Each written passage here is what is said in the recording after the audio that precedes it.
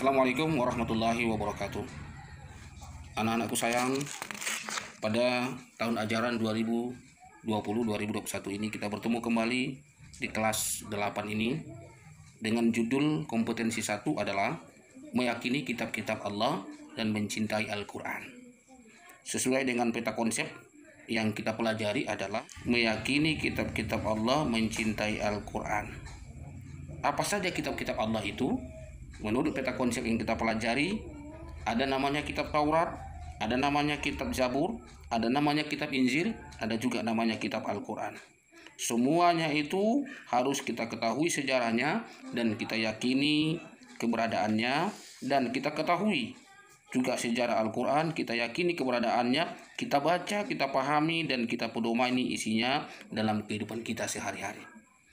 Anak-anakku sayang, kita wajib meyakini yang namanya kitab-kitab Allah. Kita harus meyakini yang namanya kitab-kitab Allah. Ya, apakah itu Taurat, apakah itu Zabur, apakah itu Injil, dan juga apalagi Al-Quran. Apa yang dimaksud dengan pengertian iman kepada kitab-kitab Allah? Iman kepada kitab-kitab Allah adalah merupakan rukun iman yang ke berapa sayang? Siapa yang tahu? Rukun iman ke berapa? Iman kepada kitab-kitab Allah. Ada yang tahu sayang? 1, beriman kepada Allah. 2, beriman kepada malaikat. Berarti 3, beriman kepada kitab-kitab Allah. Iman kepada kitab-kitab Allah merupakan rukun iman yang ketiga. Apa yang arti daripada iman kepada kitab-kitab Allah? Lihat sayang, halaman 5 di dalam buku cetak kita. Iman kepada kitab-kitab Allah adalah mempercayai, meyakini dengan sepenuh hati bahwa Allah Subhanahu wa Ta'ala telah menurunkan kitab-kitabnya kepada Nabi dan Rasulnya. Ajaran yang terdapat di dalam kitab-kitab tersebut itu disampaikan kepada umat manusia sebagaimana pedoman hidup agar dapat meraih kebahagiaan dunia dan akhirat. Iman itu artinya apa sayang? Iman meyakini dengan sepenuh hati, diucapkan dengan lisan, dilakukan dengan amal atau perbuatan dalam kehidupan sehari-hari apa yang terkandung di dalam kitab-kitab tersebut.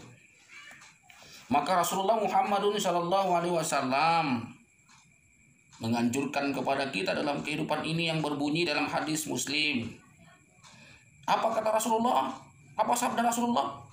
Iqra'ul Qur'an fa innahu ya'ti yawmal qiyamati syafi'an li ashabi. Apa artinya sayang? Artinya dalam bahasa Indonesia, baca Al-Quran, amalkan isi Al-Quran, jadikanlah Al-Quran sebagai pedoman dalam hidup kita. Fa innahu ya'ti yaumal qiyamah syafi'an, bahwa sesungguhnya akan datang Al-Quran itu menolongnya pada hari kiamat. Siapa yang akan ditolongnya? Di ashabi, orang-orang yang menjadikan Al-Quran sebagai sahabatnya. Nah, kita hidup ini, pedoman hidup kita seorang muslim adalah Quran. Adalah Al-Quran. Maka siapa yang tidak mengamalkan isi Al-Quran, hati-hati sayang, akan terjerumus ke dalam neraka. Insya Allah orang-orang yang selalu mengikuti ajaran Al-Quran maka menjadi penghuni surga Allah Subhanahu wa Ta'ala. Anak-anakku sayang, sebagai pengenalan yang pertama dalam pertemuan kita, kompetensi 1 ini hanya pesan Bapak tentang meyakini kitab-kitab Allah yang disebut dengan yang tercantum di dalam pelajaran kita peta konsep, yaitu tentang kitab Taurat, kitab Zabur, kitab Injil, dan Al-Quran. Nanti akan kita pelajari bagaimana sejarah kitab Taurat, kapan diturunkan, Kepada siapa diturunkan oleh Allah Subhanahu wa taala? Di mana diturunkan? Dengan bahasa apa diturunkan Allah? Kemudian juga kitab Zabur, kapan diturunkan? Kepada nabi apa diturunkan? Berbahasa apa? Kemudian kitab Injil, di mana diturunkan? Nabi apa yang menerimanya? Kapan diturunkan oleh Allah dan berbahasa apa? Demikian juga Al-Qur'an. Nabi apa yang menerimanya? Kemudian kapan diterima oleh nabi itu dan dengan berbahasa apa, dan menjadi pedoman hidup kita dalam kehidupan ini.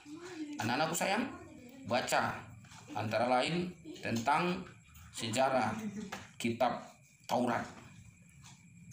Kitab Taurat diturunkan oleh Allah Subhanahu wa taala. Lihat peta konsep dia buku cetak kita halaman 6. Kitab Taurat diturunkan oleh Allah Subhanahu wa taala pada abad ke-12 sebelum Masehi.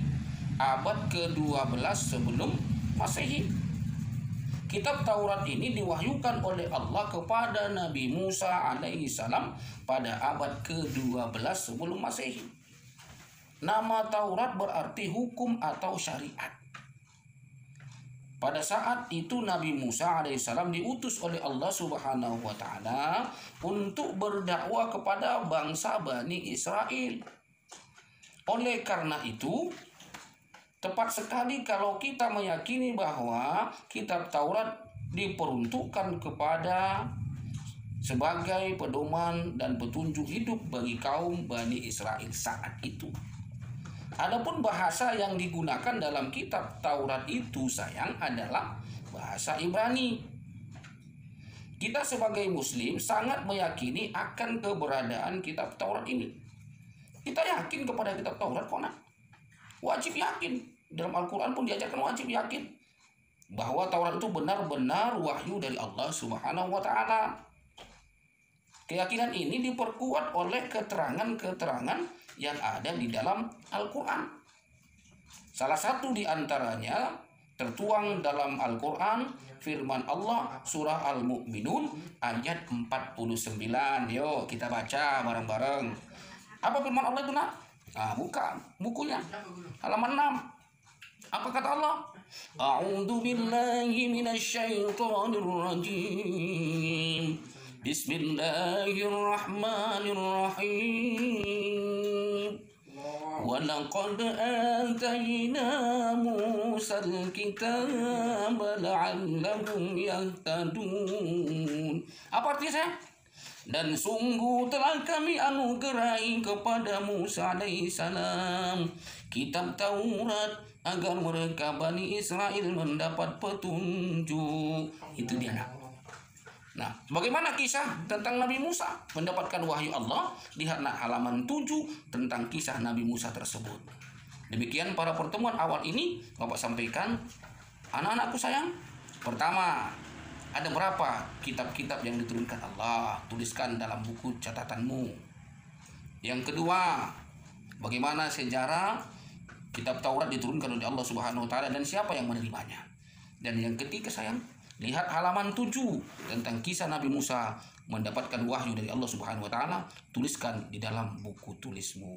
Setelah itu sayang, foto, setelah dipoto, kirim ke WA pribadi Bapak, dan buku catatanmu tadi simpan baik-baik. Kenapa? Karena suatu saat akan Bapak minta buku tersebut sebagai bukti bahwa kamu benar-benar ikut belajar dalam pembelajaran daring. Demikian, semoga kita sehat-sehat walafiat, senantiasa dalam lindungan Allah Subhanahu wa taala, umur kita dipanjangkan Allah, rezeki ditambah Allah, tambah banyak rezeki kita.